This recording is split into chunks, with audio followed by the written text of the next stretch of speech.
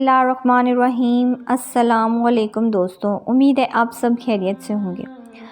حضرت احسن رضی اللہ عنہ نے حضرت عائشہ رضی اللہ عنہ پر بہتان لگایا۔ اللہ تعالیٰ نے سورۃ نور نازل فرمائی۔ ذرا غور کیجئے، حضرت احسن رضی اللہ عنہ جو اللہ کے رسولوں کی تعریف میں اشعار پڑھتے تھے، کافروں اور منافقینوں کی بسقوت کی جواب دیتے تھے۔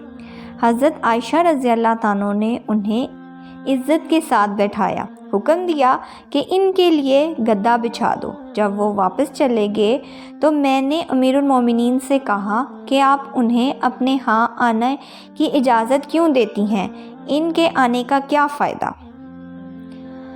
حضرت احسن رضی اللہ عنہ بے شک جنتی ہیں، لیکن امیر المومنین پر تہمت کا بڑا حصہ دار بنے، اور وہ بے شک عبداللہ بن ابی منافق تھے، لیکن حضرت احسن رضی اللہ عنہ ان کا بھی یہی حال تھا کہ آخر عمر میں نابینا ہو گئے۔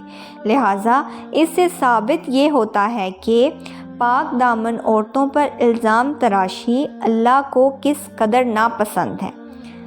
اللہ نے صادق کائنات کی عزت کی حفاظت کی گواہی عرش سے نازل فرما کر قیامت تک کے لیے یہ سبق دے دیا کہ مومن عورتوں کی عزت اللہ کے ہاں بہت اونچا مقام رکھتی ہے۔